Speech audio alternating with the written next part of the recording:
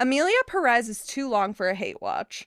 It's not even You worth heard it here watching. You first. heard it here first. I hope we're recording. Yeah. Because that's the stuff that the people need to hear. Yeah.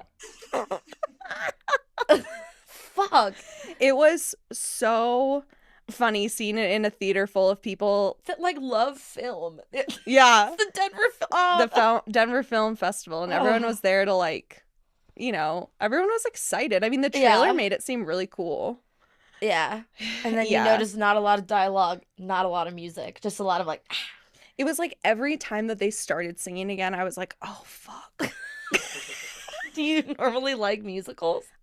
I'm normally fine with musicals. Okay, you tolerate them. I'm fine with them. There are some musicals I like, some that I'm like, it's okay, but it was just sort of like, I would forget that it was a musical until they started singing again, and then I'd be like, oh no. Penis to vagina. Penis to vagina.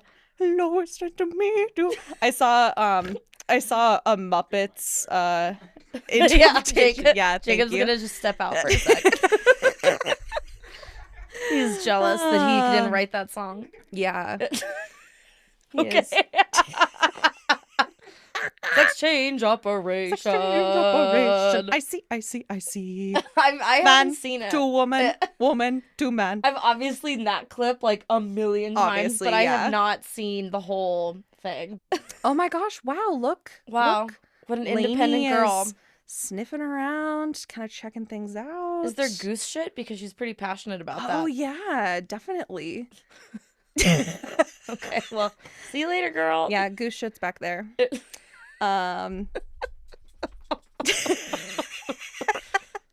she's into the snacks. Oh. Now that her heart rate has gone down by like a million. She said, I need to re-energize. I've just shaken out all of my energy. Yeah. Okay. Oh, bud. I love this dog. All right. Are we good to go? Fantastic. All right. Okay. Hi, everybody. Welcome to another brand new episode of Did That Age Well? I'm your host, Molly Smith. The dog and the chomping is Lainey. Lainey is named after Elaine for her kind of spazzy nature, and we love that about her. She is a dog. I don't know if I mentioned that before. Thank you so much for joining us, whether you're listening or watching. And if you're not watching, you could be on YouTube, youtube.com/@didthatagewell. We're here at Dude IDK Studios in Denver. Thanks to Spider Moving Company, Spider Moving and Storage. Thank you so much for sponsoring this podcast, Did That Age Well? They are top notch for all of your moving services, whether you're residential or commercial, moving across town or moving across the country. They've got you. They're the best in town. So if you want to get a free quote, visit spidermoving.com and give them a follow on Instagram at Spider Moving and Storage. Thanks again for your support. Now that we got the business out of the way, let's get down to the fun. I am so excited. Long overdue. My sweet, hilarious guest, Kate McLachlan. Welcome. Hi, everybody. Hi. What are you up to, Kate? What's going on? Well, in the precise moment, I'm dog sitting for Lainey, and that's why she's here. Yeah. You could guess that she doesn't like to be at the house by herself. And I could see that for her. She's got both separation anxiety and outside of house anxiety. Yeah. She's got anxiety with ya and without ya. So There's you might as well have her yeah. with ya. No winning with this little lady. No. So, but yeah, I'm excited for the new year. I'm very excited to be here. Oh my gosh, so excited to have you here. And Yeah. Happy New Year to you. Happy New Year. What's going on with Dyketopia, with you being funny on stage? We'll start with etc.? Dyketopia. It's not happening. Oh, okay. So you No, heard it that's here not first. true. It's just that my So you got a boyfriend and now you're done with Dyketopia. they kicked me. Yeah, that's why Lee moved to New York, because Yeah. I started sucking a dick. Yeah. And I thought about a lot of people out of town, actually. Yeah, I was just gonna say I was Yeah. thinking about getting out of town the moment I heard. Mm-hmm. Yeah, well, get in line. You've got the nose piercing to imply that's how you feel.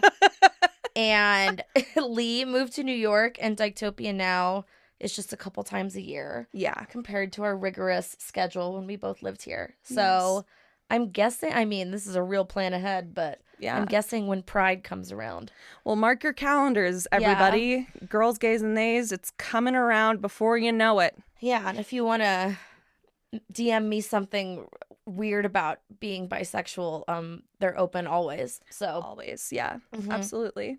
Love Thank you. that. If you have any questions for boyfriends of bisexual women, send them to. Oh my God, Jared would fucking hate that. You should Ah. absolutely reach out to him. Yeah, absolutely. Tag him in this. Share this with him. Yeah.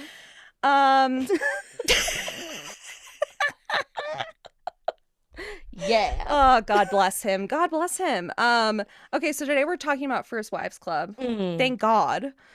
Tell me your history with this movie and why you wanted to talk about it today. This is, well, mostly the recent passing of Diane Keaton has shook me to my core, because I was like legitimately upset, even She though was she's mommy. someone I've known. She was mommy, Yeah. beyond a mother, just straight Yeah. up mommy. She really was. And I am a huge fan of her, and I've been watching a lot of her movies recently, but this was a movie that was like always on at our house. It was one of the few VHSs that we had Aw. that the whole family liked. Mm-hmm. I feel like it was on USA or TNT enough. Mm-hmm. And it was a staple growing up. I love that. Yeah.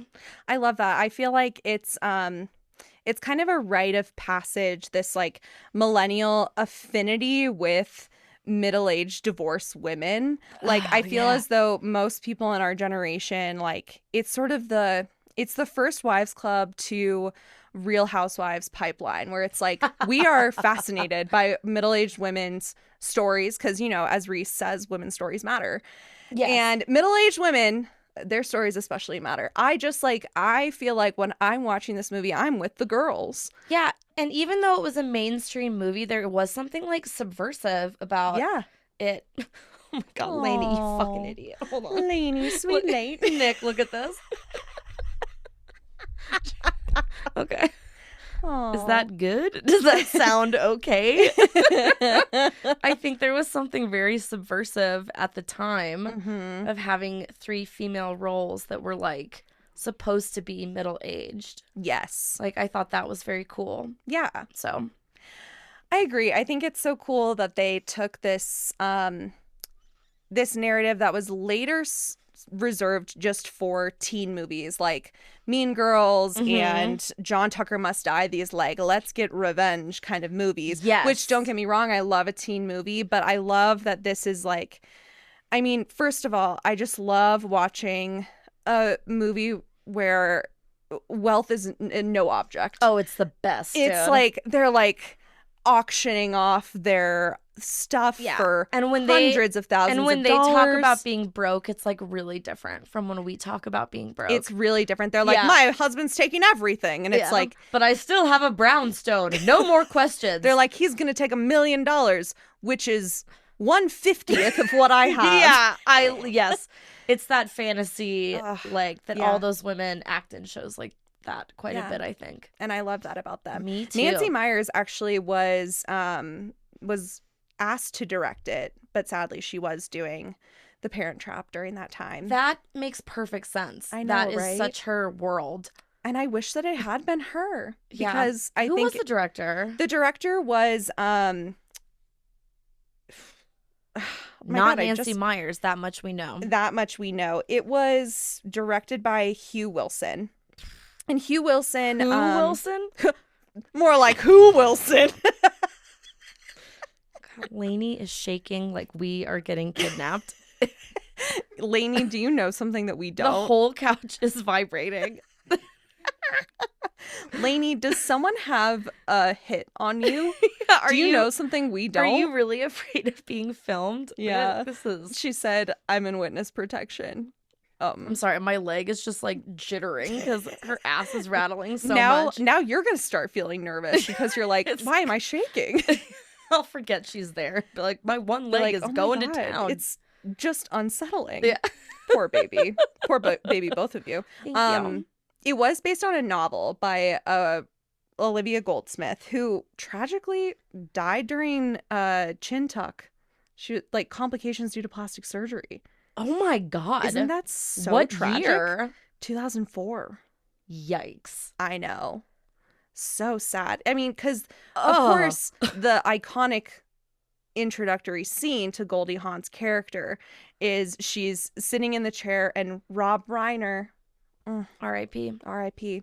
he's the plastic surgeon, which I love his little cameos in movies like this where you know that he just had a friend that was like, hey, will you pop in for a minute? Yeah, like, you're delightful. Let's get you on screen. Yeah, everyone will love it. It just like brings a really down from there. Like all the joking about plastic surgery, which I love when they're like, do you think she's had any work done? She goes, honey, she's a quilt. Yeah.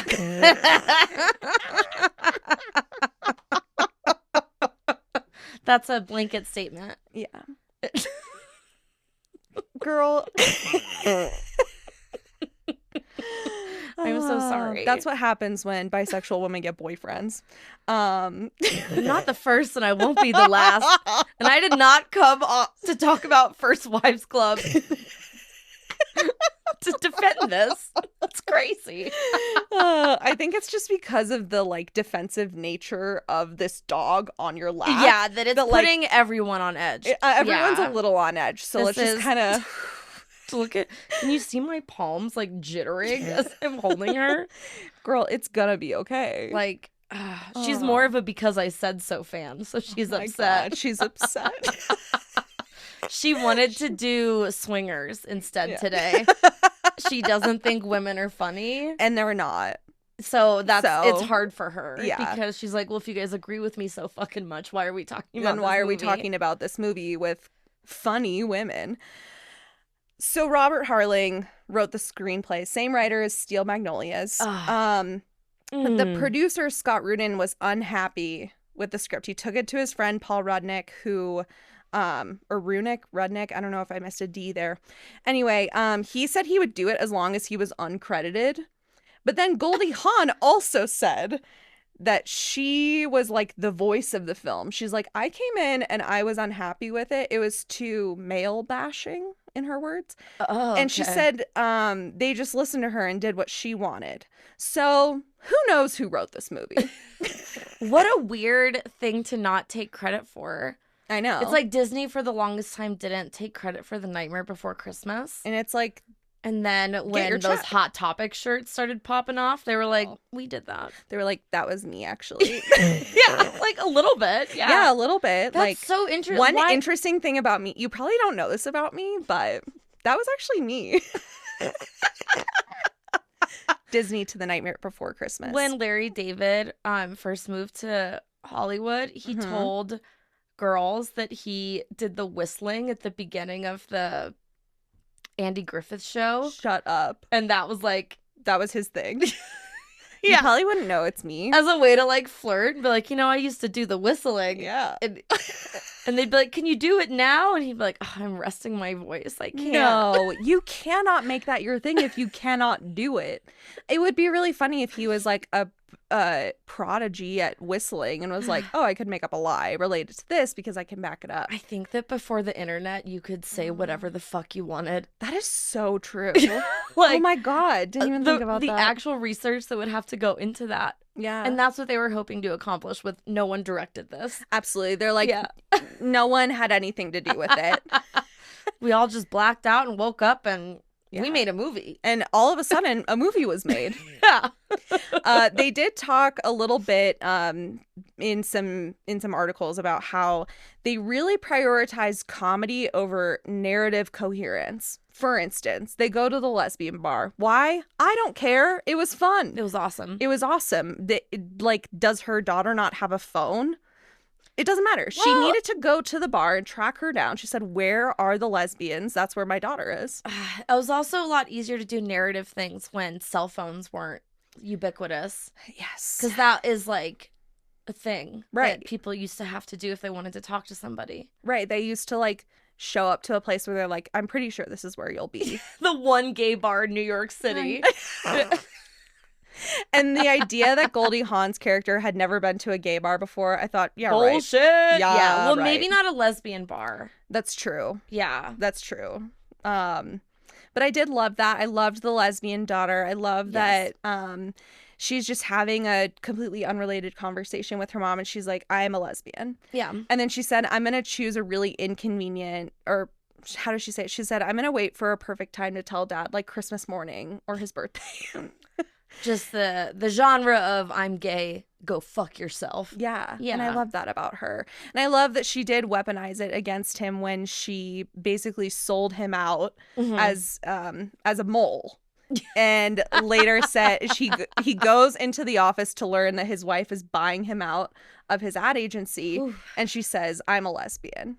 That was powerful. Very funny. Yeah.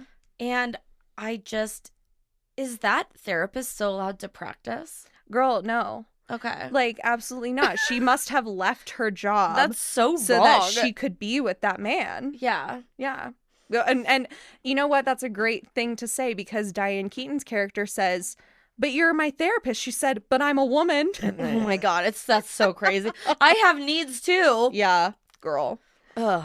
Oh boy. That was my worst nightmare. But do people still sit away from their therapist? Do they face away in the way that Diane Keaton did in First Wives Club? I've been on Zoom therapy for so long that I don't know if that's just a trope or like a way to have therapy. Because that's like a big cinematic trope. Right. Is there somebody lying down on a couch facing away from the therapist who's in an armchair? I'd love to lay down and look at my therapist, like, yeah, just kind of like on the side, like flopped over. Yeah, that sounds ideal for healing. I'm so sorry, Lainey. I'm so sorry for moving the couch slightly. The way she looked at you was like you killed her whole family. She said, "Oh, okay, there's one obstacle here that is obviously very important to me." Okay. Yeah.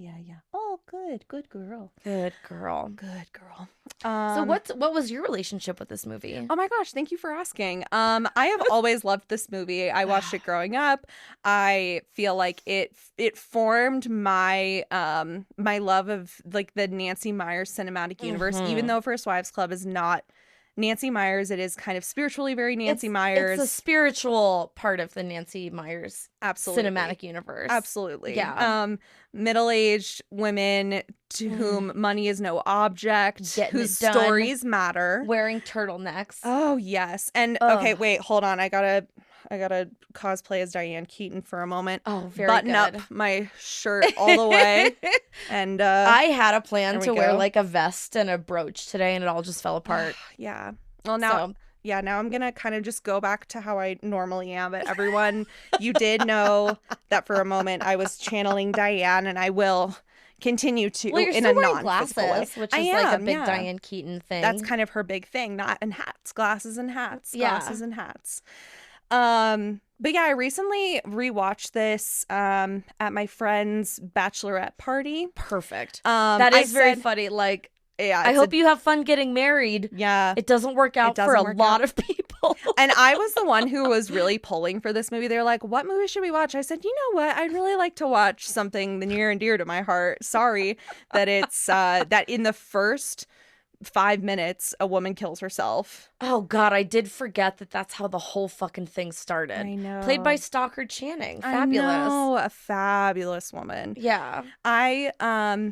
I thought it was so funny that these women, after being best friends in college, they all had matching necklaces. As we saw, like Stockard Channing's character writes sweet letters to all of them. When they meet at the funeral, they forget each other's names. I know. They forget each other's names, but they remember the dance moves. Well, it's like that video of when Lady Gaga and Tony Bennett were singing and Tony had Alzheimer's and he could still do Fly Me to the Moon at the drop of a pin. And that's so true. But probably didn't know where his nose was. Like, I think that it's some physical things just stay with you longer. Sometimes the music lives in you and the body keeps the score. The body keeps the score, and that's why they all could do the dance, even though they were like, what was your fucking name again? Yeah, exactly. That also might be a good representation of before social media, when people naturally leave your life. Right. She said, you could have called, and she said, I'm unlisted. Ugh.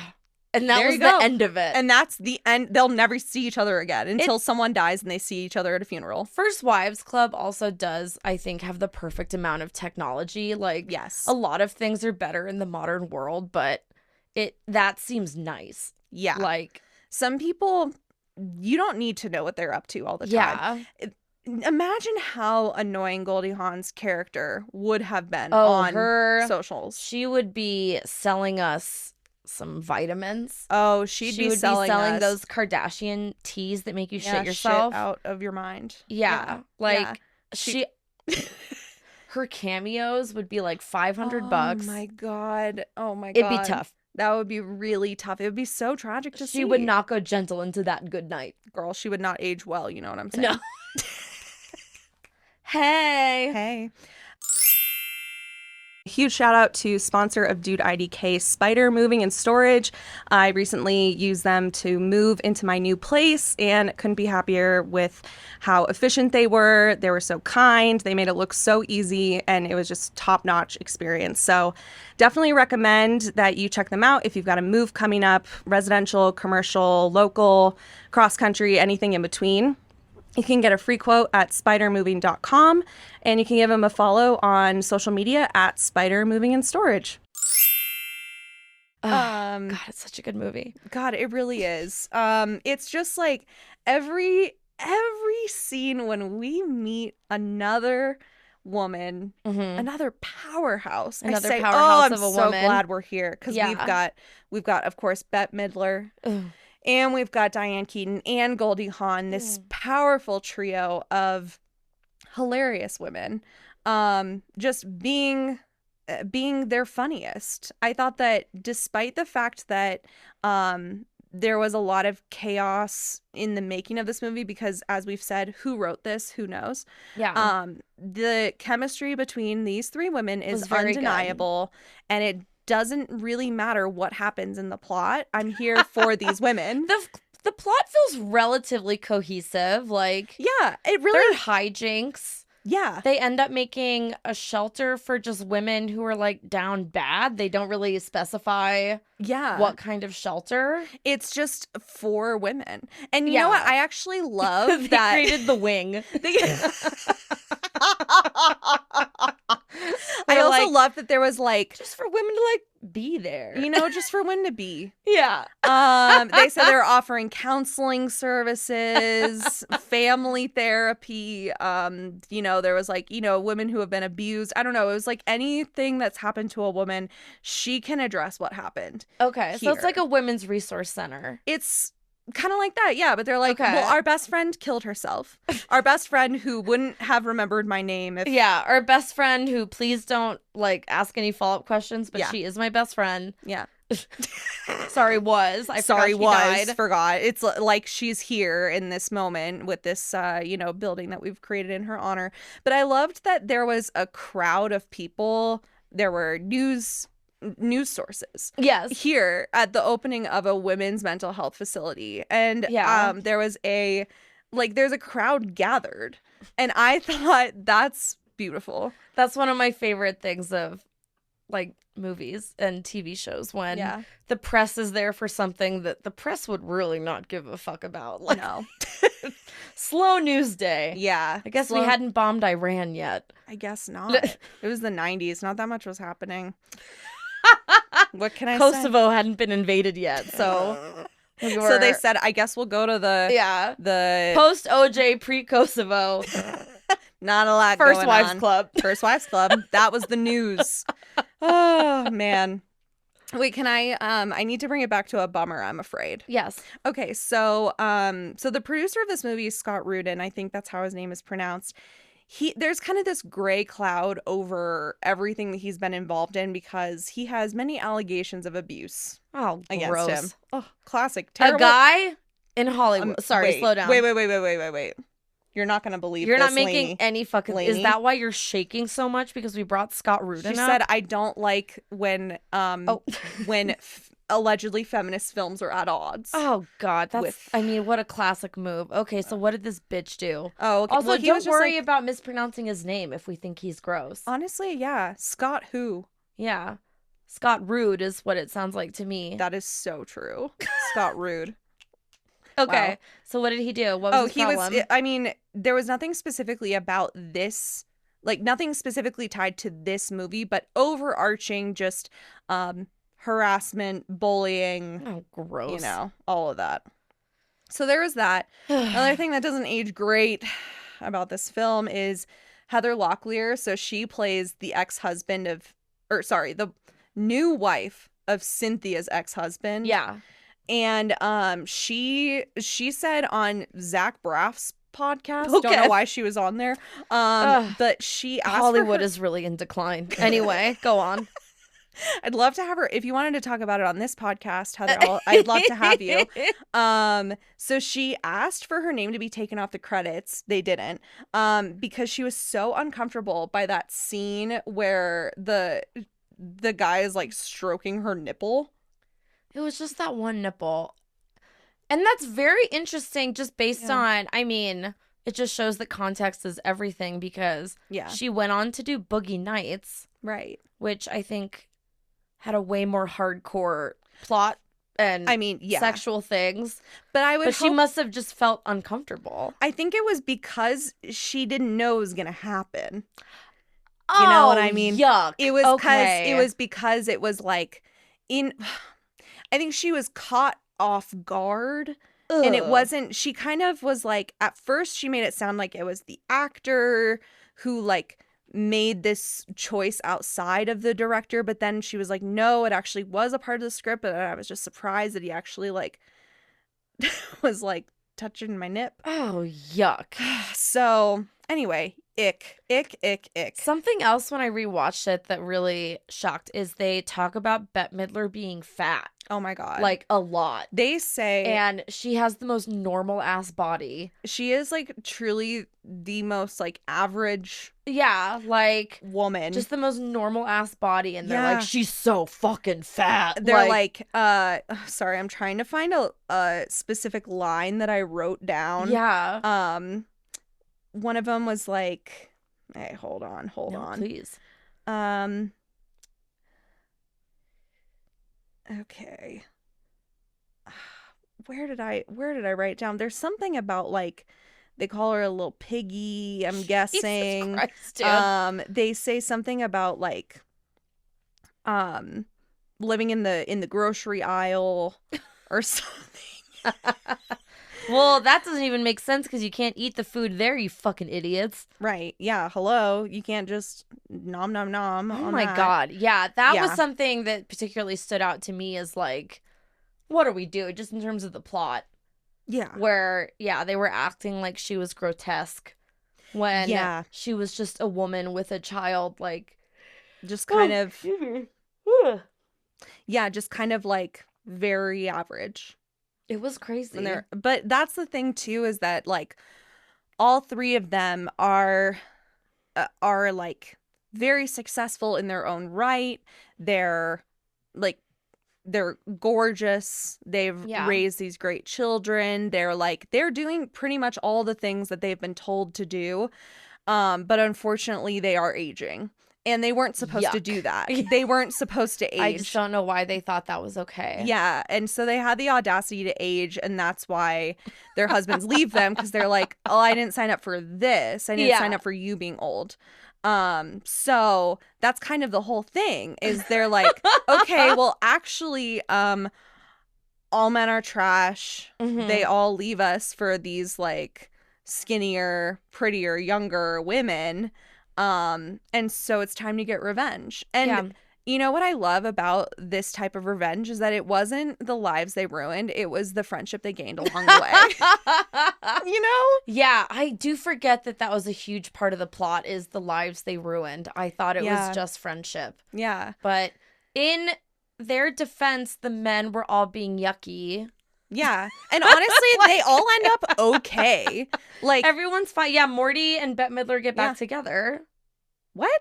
Yeah. No, they don't. Yes, they do. No, they don't. Yes, they do. They're dancing at the end. Well, they were dancing, but I thought that it was sort of like I thought the voiceover was like, we can all see it was going well for them. Oh. You know what? I did get up to get a snack at the very end when they're all dancing. So funny because I was like, oh, the movie ended. 5 minutes left, and you're like, it's snack time. And I was like, I was like, oh yeah, the movie's over. I'm gonna go get a snack. That's okay. So that was a very important part.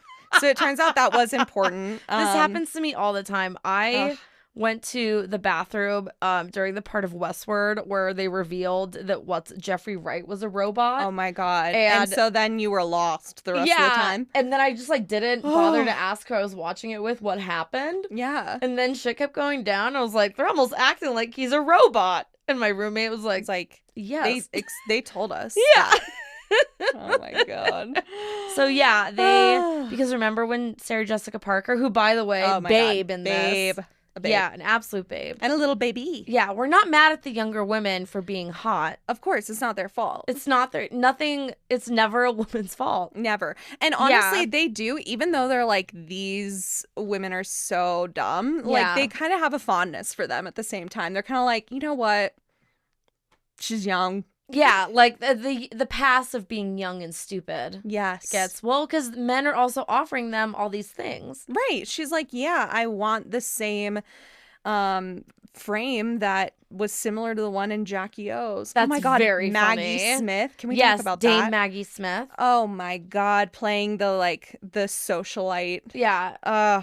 It's there for some reason. Yeah, they're so like funny. It's like, of course, these three women know the the socialite of New York, and they're like, okay, well, we got to get her in on our scheme. Yeah. And she's like, of course, I will bamboozle this young woman. She could have donated so much money to the crisis set the center up, but instead she was like, what if I use my social acumen? Yeah.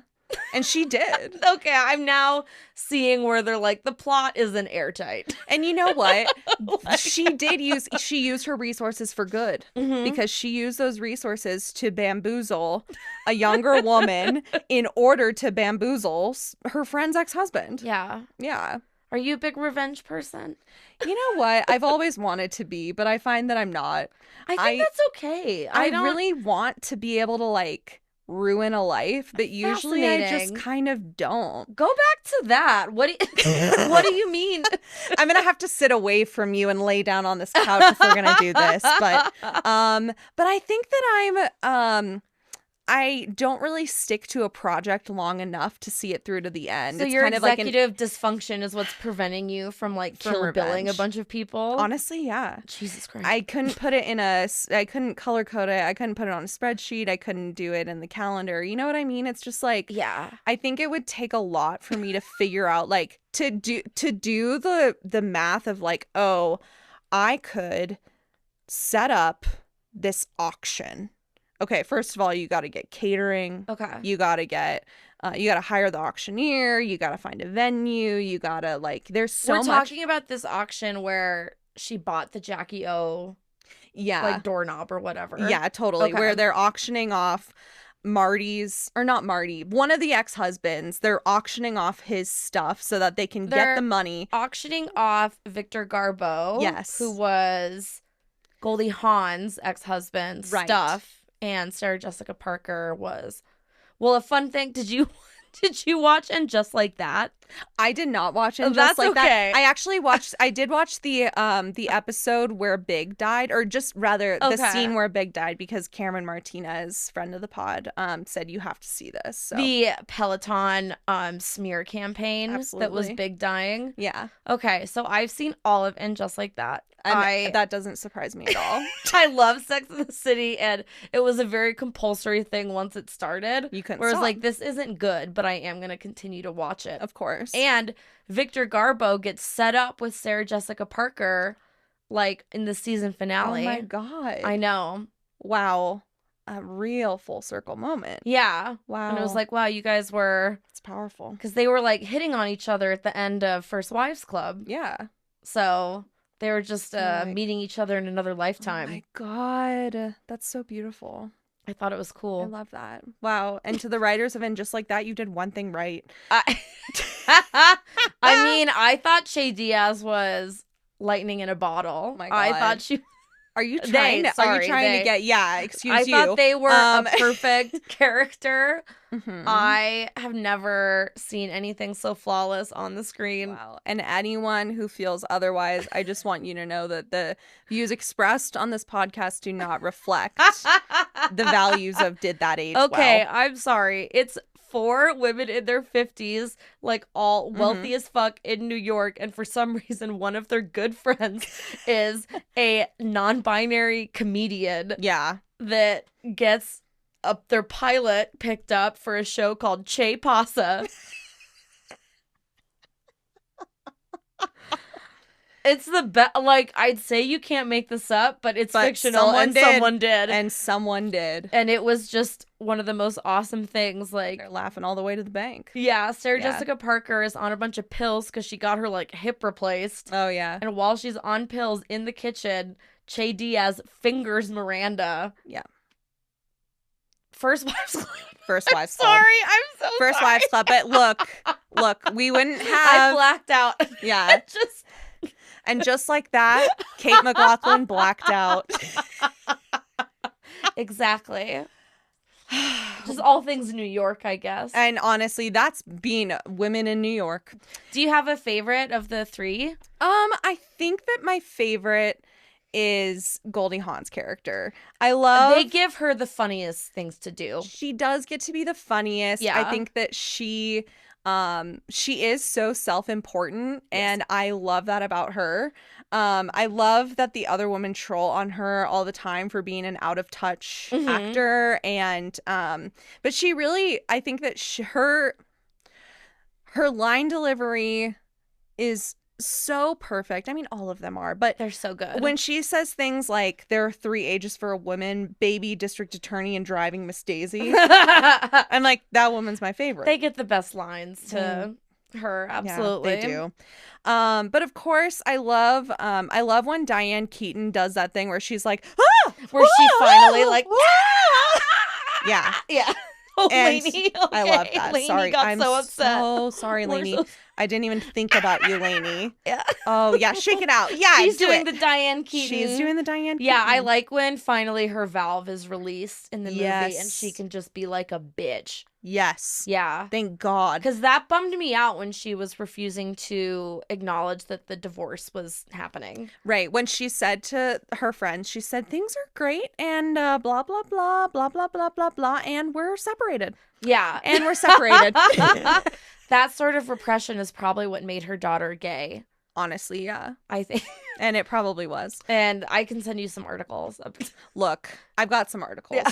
And I think it's also why her gay daughter hated her dad. Yeah. Yeah. I love a child who is like, I mean, they should have called this the Parent Trap, because she trapped her parent into Yeah. Parent Trap, alternate ending. Yeah. Bamboozles dad into being bought out of his own business. I mean, that's just crazy. You know what I also loved is Goldie Hawn's ex-husband. He's in his office, which of course she made him. She invented him. Yes. And he's got a poster for a movie that he's, produced or whatever. Oh, isn't it when she's like a cop and a hooker? Yeah, it says policewoman by day, hooker by night. Yes, I think said that's the 90s. That is one of the funniest fake movie posters I've ever love it. seen. It's so awesome. It's perfect. They also have like their headquarters for the First Wives Club, and that to me is like 1990s wealth in America. Yes. Is that like when Rent you was have different something back to then. do, you're Yeah. like, truly, Goldie Hawn's character is like, oh, I have an empty building. Yeah. Everything they wanted to accomplish, they could have done like at a table at a coffee shop. But Absolutely. But they were- said, no, Yeah. we are setting up, and they redecorated it. It was like in a snap of a finger, they were like, look. Well, it's also that phenomenon of women that like were really successful, ambitious in the career, in the workforce, and then they stop to have kids. Yeah. But they still have all this like momentum from Yeah. before. Like They're like, this is why women need a project. yeah, and so Yeah. this was them just treating catching up with friends like a full ass job. Like, They said we can't just go to lunch. Like they were like, okay, we went to the funeral, we went to lunch, we already felt guilty I about think going to now we lunch. have to rent out office space. Now Like, we have to get an office. We have to have an agenda. We need to get a whiteboard. Okay, that whiteboard walked so that funny. the chalkboard in Mean Girls could run. You know what I mean? Yes. They have like the only have the two diagrams. films to use this, by the way. Absolutely, the only 2 movies about revenge that have ever happened. Yeah. I finally found the line about How Bette fucking Midler. fat Bette Midler is. So it's after she throws the Golden Globe. Okay. And she's like, well, I won a Golden Globe. Like, I'm accomplished. What did you ever win? A pie eating contest? Damn, bitch. Wow. And they all just kind of had to slap each other. Yeah. They had to slap each other. That's another thing about this movie that, like, there isn't a ton of coherence and I don't care. They needed some obstacle for them to, like, really overcome in their hero's journey. And the problem was that Bette Midler was fat. Is that she was fat. And they were like, and they had why to... did we even rent out this office space if you were going to be so gross? And seriously, like... What are you, a size 4, you crazy bitch? The chair we got you from PB Teen is not going to work. It's not going to work, and we are going to need to roll you in on something much sturdier.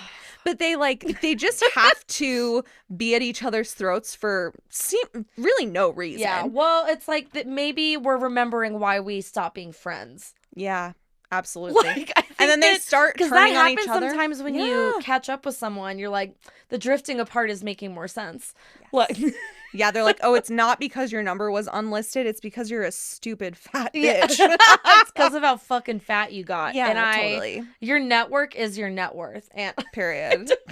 And this network is too heavy, if you know what I'm saying. The burden. Do you have a favorite line from the movie? My favorite line is probably, let's see. When Bette Midler's talking about her husband Marty, and she says that he got an earring, and she said, Morty, what are you, a pirate? My favorite line is we said all that about Goldie Hawn, but Bette Midler had some zingers. She really did. When she ran into them at the mall, and she was like, what's the matter, Morty? You can't even buy her a whole dress?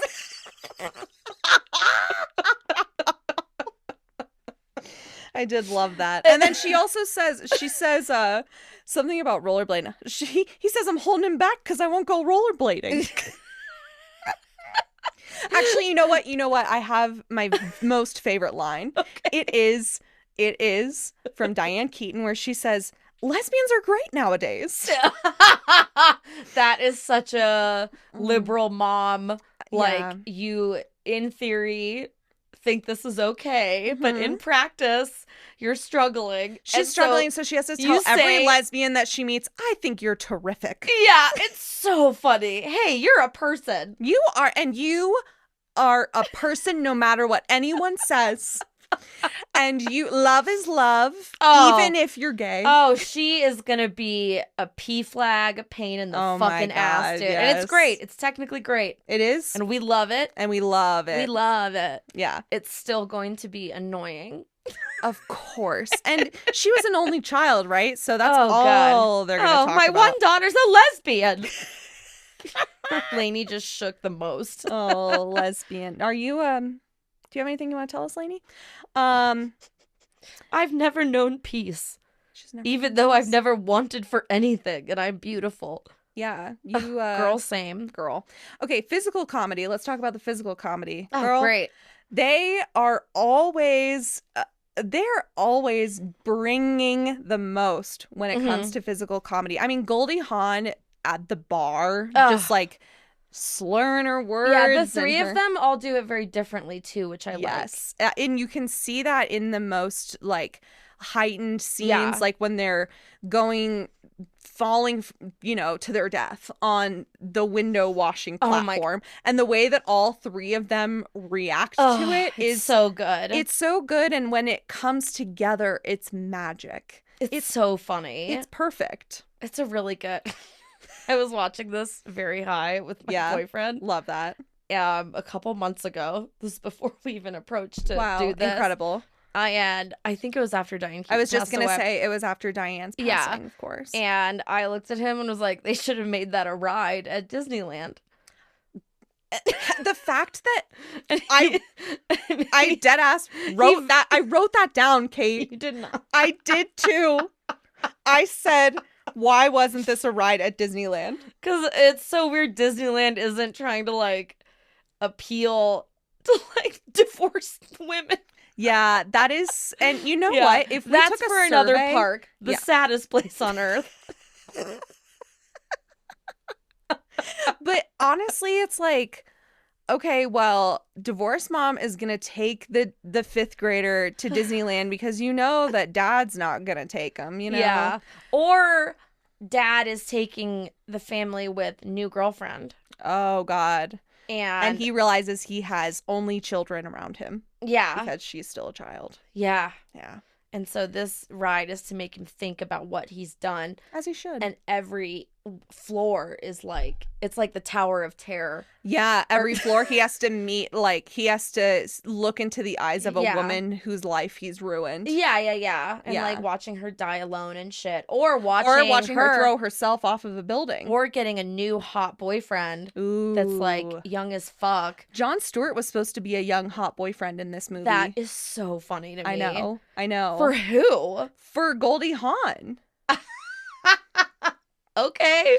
And it's not that I think he's very handsome. This is not Jon Stewart slander, but yeah, of course, we would see him as like heartthrob. No, but he has also aged. He did that. He did age, even though he wasn't supposed to. Yeah, I just only have known him at a certain age. Me too. So it's hard to imagine him like as like the young hot boyfriend. It'd be like if I heard that Dame Judi Dench was like a total slut in another movie. And I hope she was. I'm like, I haven't seen that woman's elbows. Like, it's hard to imagine. She's a freak. I'd love that for her. Also, rest in power. Yeah. Who is dead that, that was in this movie? Let's go down the list. Okay, Maggie Smith. Yeah, Maggie Smith and Diane Keaton are the two big ones. Yeah. We've still got pretty good statistically. Victor Garber's still alive. Yeah, still with us. In the most recent season of And Just Like That. That's exactly right. Yeah. Elizabeth Berkley. Okay, something sweet that she said just a few years ago as she was reflecting on this movie, and she was like, honestly, they say don't meet your heroes, but I had the best time with these three women who I looked up to so much. That's awesome. They mentored me. They were so kind to me and like just lifted me up. You know, women supporting women. Elizabeth Berkley seems cool. Like, I think she has to be. Like, you have to have a good attitude to be Elizabeth Berkley. And, you know? Like, did you ever see that reboot of Saved by the Bell? No, I never watched it. Okay, it was actually really funny. Really? It was, like, very self-aware. Oh, that's great to hear. Yeah, I thought it was a very funny, like, they winked at the old show a lot. Oh, that's fun. Yeah, and she was a guidance counselor in it and had a bunch of really... Because there was apparently an episode of Saved by the Bell where she got addicted to, like, caffeine pills. Oh, yeah, that's right. And she still will, like, people will offer her coffee and she'll go, I can't. That's so in funny. The new show. Oh, my God. And See, then she's got to have a good attitude. She went to some event for some screening of Showgirls. Uh-huh. And she had a bunch of really nice stuff to say that, like, the gay community, like, made Showgirls happen. Wow. Like, she's cool. I like her. Okay. Yeah. Shout out. Come on the pod. Yeah. I love that about her. Was this before or after Showgirls that she did First Wives Club? It was, I think, a year before, but let me check God, that. what a big time for her. Okay, so this film came out in 1996. Showgirls came out in 95. Oh, okay, so it was the year after. It was the year after. Oh, that's so interesting. Okay. Okay, speaking of people who died, Eileen Heckert. She was the one that played the mom. Duh. Love her. Love her. A real, like, original. She's a real broad. She's a real broad. Yeah, she was a real broad. She's dead now. Of course. Rest in power. Anyone else? Rob Reiner, obviously. Oh, fuck. I know. Pretty fucked up. I know. But we've got Bet, we've got Goldie, we've got everyone else. A lot of women are still with us. And a lot of women. All the men except Rob Reiner. Who played Diane Keaton's husband? Christopher Lloyd? No, What's it his was name? like a hand. Hold No, it was that guy from Seventh Heaven that then was Yes. like a total creep. What's his name? What's his name? Oh, Hold on. he's like Hold a on. hotter Christopher Lloyd. His name is Stephen Collins. Yeah. No, wait. 'Cause Aaron Paratus. Which one? Whatever is he? you say, I'll go, okay. Stephen Collins. Stephen Okay. Collins. Yep. Because he got Me Too'd like super hard, right? Let me do some checking. Yes, the very first thing that comes up is actor Stephen Collins accused of sexual assault. Bummer. Gross, dude. Ooh, for spanning from the 1970s to the 1990s. So that was like during this time. Man, that is fucked up. That doesn't, hey, you didn't age well. It doesn't contribute to the weird vibes women were describing. I know. Ugh. I'm also wondering what, them. if the original script was too man bashing, I wonder what. I want to see that movie. And also, like, shut up, Goldie Hawn. Like, I know. Stop trying to be a cool girl. Yeah. Like, stop trying to be like a pick-me. What do you think they removed? Like, I'm sure that, like, was it just they like tiny dick jokes or like? Honestly, probably. Okay. Maybe they, like, you know how at the end of the movie it seems like, well, of course you watched it more carefully than I did because you clearly remembered things that I didn't even remember. I think we're both doing a good job of remembering different things and like bringing it together. And thank you so much for saying that, and I couldn't agree more. And Lainey is this is the hardest thing she's ever done. It's really hard for her. She hates man bashing, so yeah, she really wanted to do Goodfellas today. Yeah, she did. She said I'm a pick me girl. I didn't want to do this rom-com with no rom. Yeah, she just wanted to do Boondock Saints today. She wanted to do all the freshman in college boy movie poster movies. She wanted to do that poster that all the boys had that was like the black and white photo of two girls in their underwear kissing. Absolutely. She doesn't even like movies. She just wanted to talk about that. She wants Frank Sinatra's mug shot. That's actually the movie that she wanted to discuss today. She wanted a Jimi Hendrix tapestry.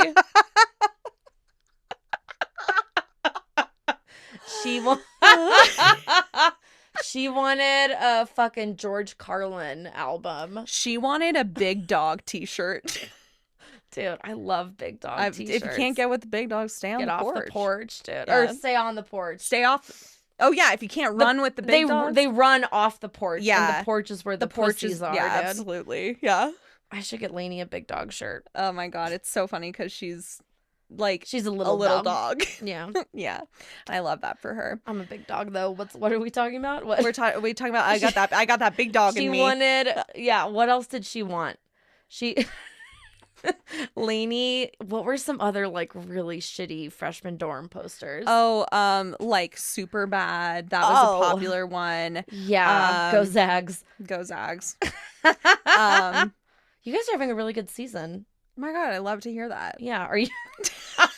Haven't been following. Thanks for letting me know. And thank you so much for letting me know because I really didn't know that. And now you have something to talk about. Yeah, I have something to talk about with my college friends. When someone dies and I go to a funeral. When your friend kills herself, Yeah.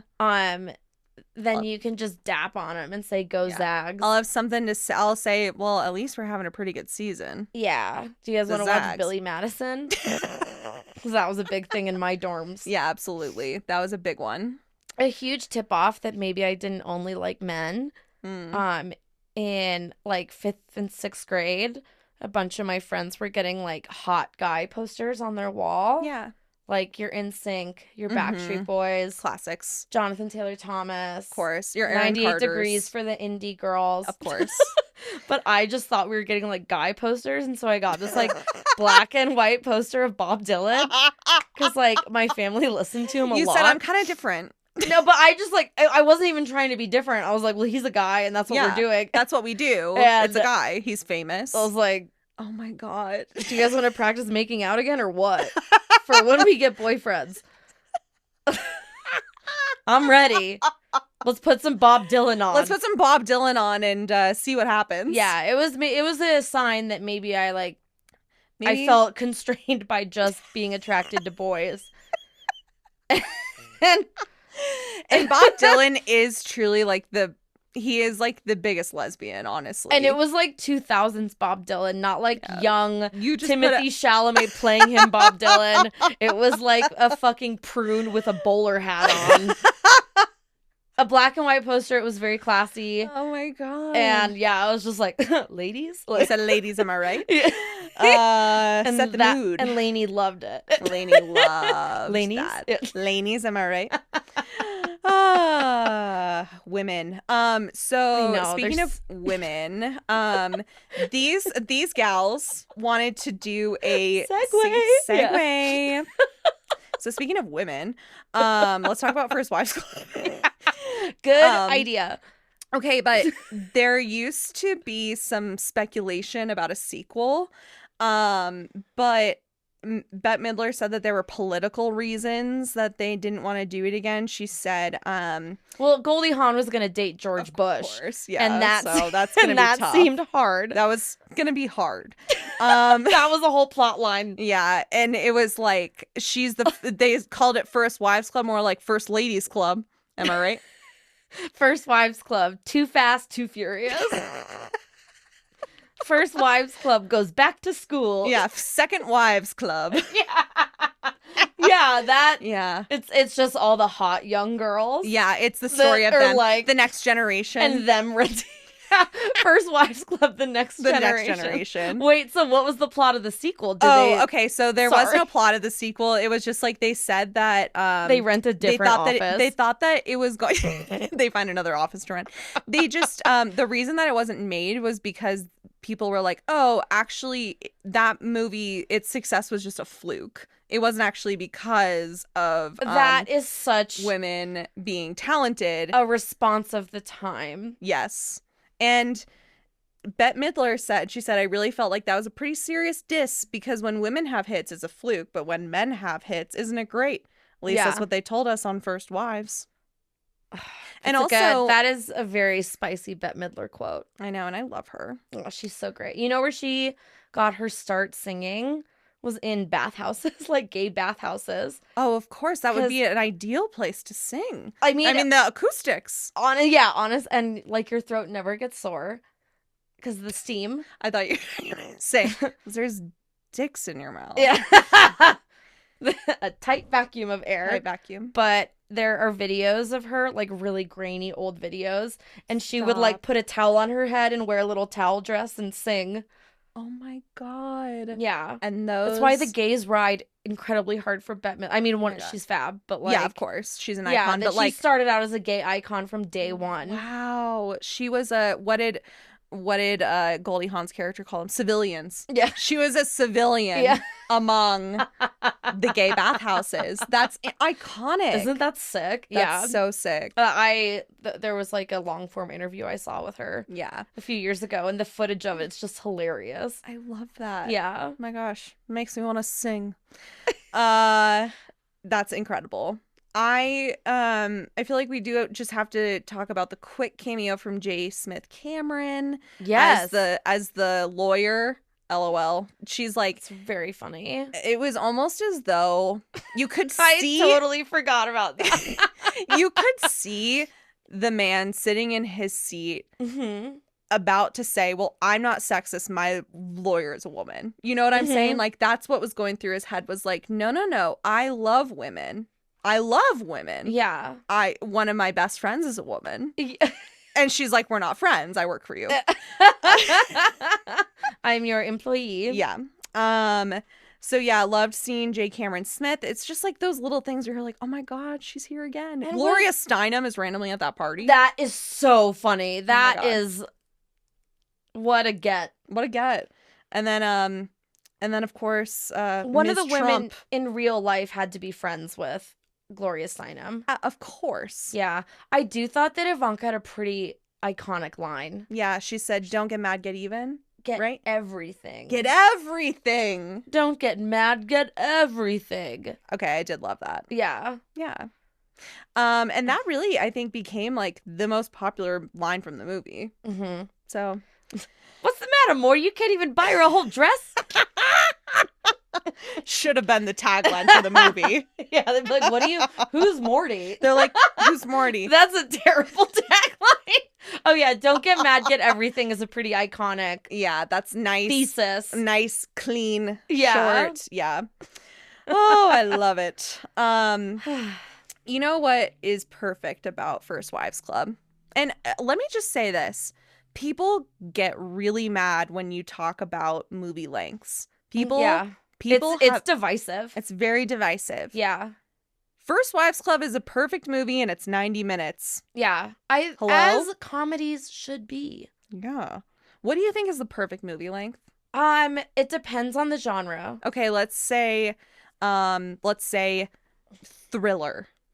Hour 45. Okay, what about horror? I consider those the same Okay. genre. I'm not a huge horror aficionado. So you would say 0 minutes. No, I haven't seen as many as I've seen other genres. So, okay. What about like drama? Drama 2 hours tops. Okay, perfect. And then a slapstick comedy? Hour and a half. Okay, perfect. And then like a rom-com? Hour and a half, hour 40 minutes. Okay, perfect. Yeah. I think it's better. Dramas have scenes of like a hungover guy going into a basement and just like seeing a picture of his dead wife. Yeah. And you can't rush through that. No, you can't go, what movie am I describing? pick it up, put it back down. Yeah. Yeah, he's got to look at it for a couple seconds. And just like, yeah. And like look at it and then He make can't a call look at it and and be go, like, hey, Gotta Susan, I'm ready. Yeah. And then put it down and go like, oh. Yeah. That can't be rushed. You can't go, Susan, I'm ready. You can't do that or Can't else do it won't that. make sense. Yeah. What fucking, I'm not describing any movie I've ever heard of. But honestly, we all know. We've all seen it. Yeah, I think that Yeah. drama needs a little more time to breathe, but Yeah. anything past 2 hours, you're just playing with yourself, dude. Like it's new film lengths are tough for me. Me too. Like, Me dude, too. have you seen Marty Supreme? I have seen Marty Supreme. 2.5 hours was a long time for I did have to get up in the middle and go potty. Yeah. Because Where did you see it? I saw it at the AMC in the nice. recliners. Are you part of their little cult? Are you an AMC member? Oh, am I part of a little cult? No one invited me. Just kidding. I am an AMC Stubbs member. I'm pointing yes. at Jacob through the curtain. Yeah. Okay. Yes, I am an AMC Stubbs member. I do love to go to the movies. I saw it at the Mayan with my boyfriend and a bunch of girls that had my exact same outfit. Yeah, and for sure. About 10 guys that were there by themselves. Typical Mayan crowd. Kind of the typical, but yeah, those like I a lot love, of couples that look just like the vibe my boyfriend and I Yeah. bring to being really white, and yeah, totally. bunch of film bros by themselves. For I sure. saw Friendship there, and that was fucking hilarious. That is a crazy. So many place to see people that by movie. themselves.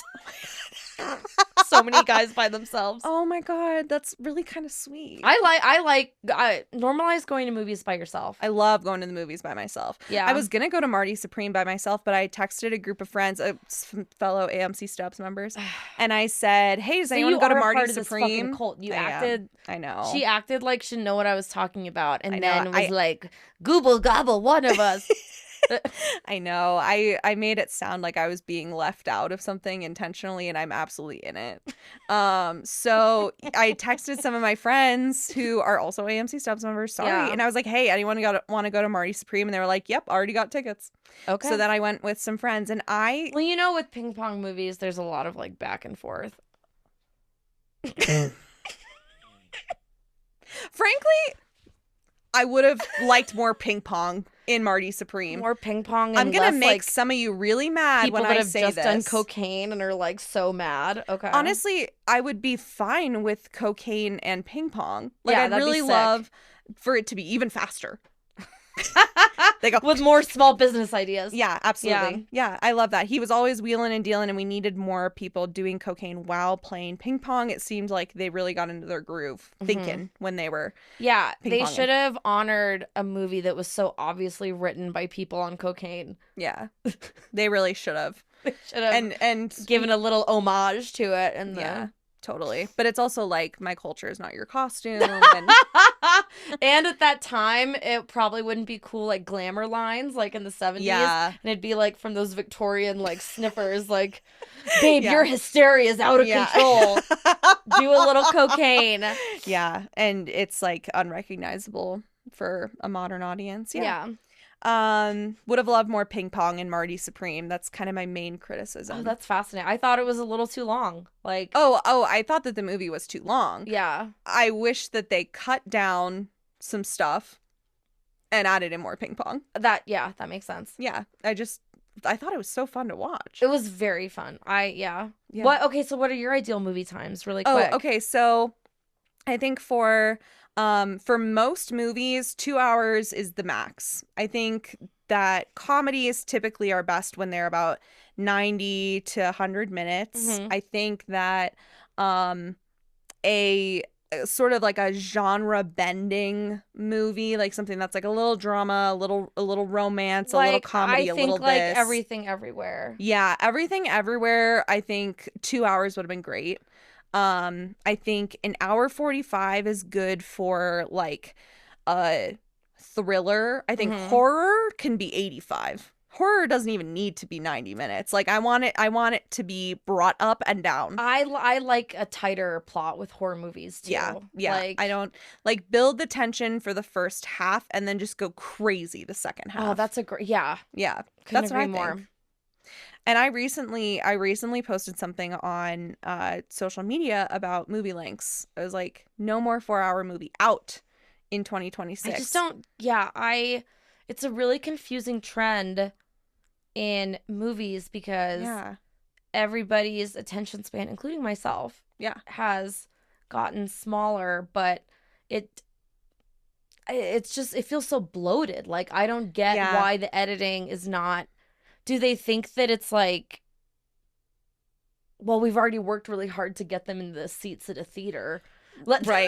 Maybe they'll die hold here. them hostage. Yeah, it's like such a weird. Yeah. I don't understand the instinct of making movies a lot longer. Like, I think Judd Apatow's very funny. I don't get why those movies were so fucking long. And honestly, I think that it's because men who direct movies are not willing to say, no, we can cut that. There's an ego to it. There's an ego to it that they're like, well, I thought of that. And so if I thought of it, it should be in a movie. I mean, probably. That sounds accurate. Yeah. And also I think that it's one of those weird psychological tricks where like, you know how sometimes brands will like price things higher to make them seem more luxurious or prestige. I think that some filmmakers probably feel the pressure to make movies longer so that they're considered prestige. Dude, I think that's a very legitimate psychological torment happening with people. They're doing it to us. And I think that also we're like, the victims here. And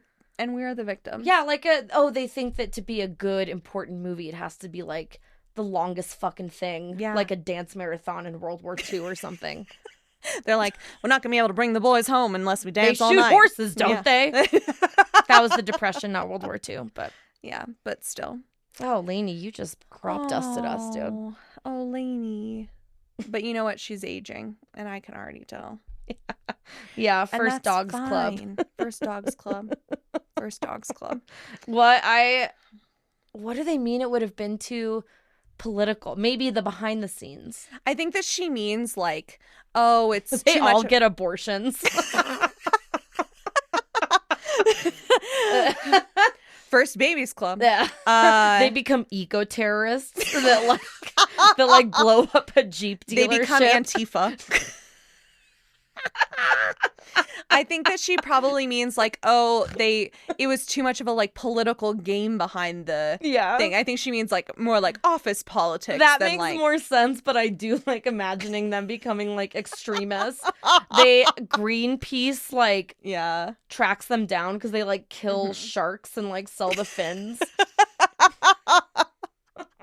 I could see one of them like dying on a hill of being like, "Don't take my furs." You know what I mean? Yeah. They start getting in a battle with PETA, you know, and it's tough. It's tough out there. Dame Judi Dench asked them to start smuggling drugs from Colombia. and they all have to like eat the balloons and like yeah. Did you ever see Maria Full of Grace? No.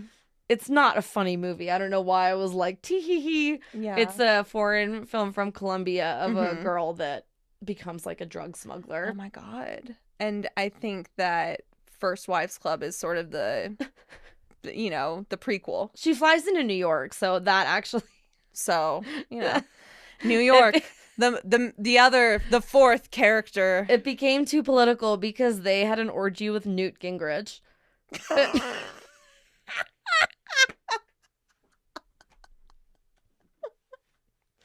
And they exposed Bill Clinton. That'd be fucking crazy. Yeah. Well, they don't seem to support young women, so that actually doesn't track. Yeah. The First Wives Club would have been totally on Hillary's side. Of course. In an obnoxious way. They would have, okay, that's what it is that First Wives Club recruits Hillary Clinton. They create a smear campaign against Bill Clinton. And Monica Lewinsky's life goes to shit. Yeah. Talk about something that didn't age well, honey. Girl, honey. All right. Well, so overall, what do you think? Did it age well? Overall, yeah. I still think it's a perfect movie. I think it's 5 fab. stars. Yeah. I wish Bette Midler wasn't so fucking fat. Yeah. Oh my God. I know. It's hard to watch. I mean, she took up the whole screen, for God's sake. Oh my God. That crazy scene where Sarah Jessica Parker's like, find something in your size. Yeah. And she's like, your size. It's like, no. Damn. Your size. Yeah, just like, I'm just looking at a person. Yeah, truly. And this woman who, she's not even plus size. She's just like a 6 to an 8. Yeah. Just kind of aspirational for me, to be honest. So it's a little fucked up. Fucked up. Yeah. Yeah. It is always so funny watching movies from the past, or even, I mean, movies now too. It's not like fat phobia has gone away. Well, whenever they're like, oh yeah, the fat girl, and you're like, oh, you mean, oh. You're like, that girl whose weight would be like a decrease if I was that weight? Fuck. Oh, fuck. Didn't know it was like that. Or, oh my God, that like teen movie, The Designated Ugly Fat Friend. Oh my God. Where, girl. Like, what? Yeah, insane. Anyway, First Wives Club, I'm so sorry. Anyway, First Wives Club. What else is there to say? But it is kind of the classic, like, I hate to say this because I know that, like, I am like a white feminist, okay? I am a white person. You too, huh? Yeah, even me. Hey, whiteness happens to... Look, it happens to some of the best of us. God gives his strongest soldiers. Yeah, to his most translucent soldiers. With the highest rates of skin cancer. Sunburned soldiers. I know that it would be a mistake for me to say, like, this movie is a feminist masterpiece because there's not one person of color. There's not one one person who's poor other than the maid who Stockard Channing gives her pearls to before she kills herself. And it's I think it's more girl power than feminism. It is. It's you don't own me. Yeah. Yeah. I think it's more like, yes, it is women's empowerment, but I would not say like, wow, this is an intersectional feminist masterpiece. It's second wave feminism. It is. That's why Gloria Steinem was there. Period. It is completely second wave feminism. Yeah. It's like, which is cool because they made the movie 30 years after second wave feminism debuted. And here's the thing too that I think makes this movie age well, and this may be a dark take, but like, nothing's changed. I know. Nothing's changed. Men are still leaving their wives once they expire at age 40. It's not like a phenomenon that has changed. That is absolutely true. Truly, everything, like, yes, there's the we just happen to have an office building we can rent in New York, and we don't have cell phones and stuff. But like, all those bitches voted for Cuomo. Oh my God. Like, they were really at his fundraiser. They were really against Mondami. Yeah, they were like, well, look. We're all landlords here. Yeah, and we're all landlords here. They would have. I feel like it would have been a fight that Diane Keaton's daughter had with her. Yeah, Like, Yeah. It didn't ruin their relationship, but there was tension. but it was annoying. Yeah. And a strain. It was a strain. Yeah. But then ultimately the daughter wins because Mondami wins. So, Yeah. And those women have to eat their words. But here's the thing is that like this First Wives Club could have been made today and not much would have changed. The references would be different. Yeah, the references would be different, but the entire concept of like... the office space would have been a little sadder. They would have rented a 5x5 co-working space. They would have WeWorked. Yeah, yes, they would have WeWorked. They would have rented someplace by the hour with kombucha on tap. Yeah, absolutely.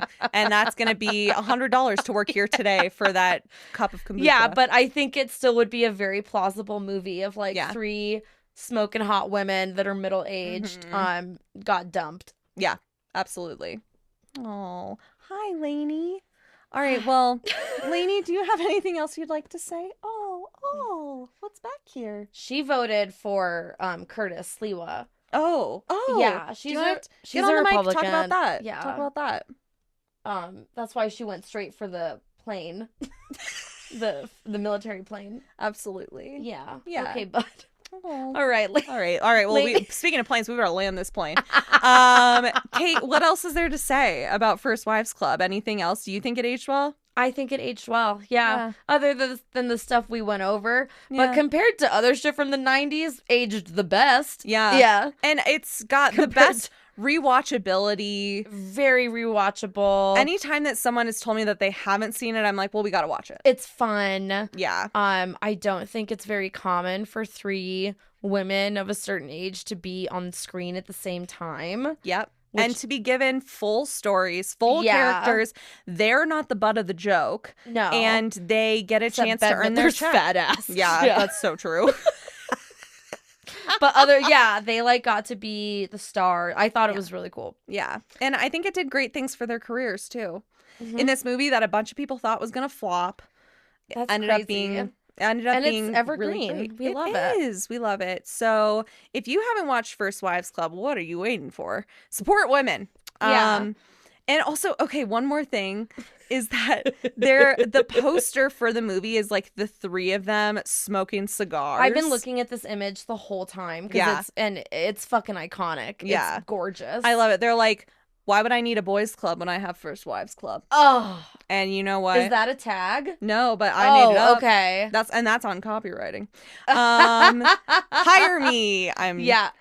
Really love. We're both looking for work. We're both looking for work. And how funny are we? Yeah. Did you see how fun that was and how clever we spoke? Give me be a personality hire. So the point is that we're looking for jobs. So the point is, Sharks, I'm here to say.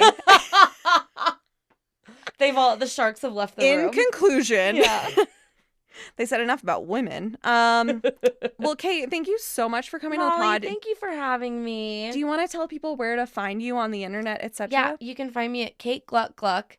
I did not know what it meant, but that is my Instagram handle. Mm-hmm. And just find out more about me. What a fun little teaser. Yeah. When does this come out? This will come out in a couple weeks. Okay. Yeah. Great. Well, then I don't really know what's upcoming then. So okay. Any until dates then, just Kate Gluck Gluck. Any exciting shows you're doing toward the end of January? I'm opening for my friend Sammy Anser. Fun. He's coming back from New York, and I was just gonna say he barely gave us time to miss him. Yeah, how can we miss you if you won't go away? Yeah, but I'm opening for him at the Comedy Fort. Oh, I heard that he moved to New York because you got a boyfriend. Yeah. Okay. I'm breaking hearts left and right over here, people.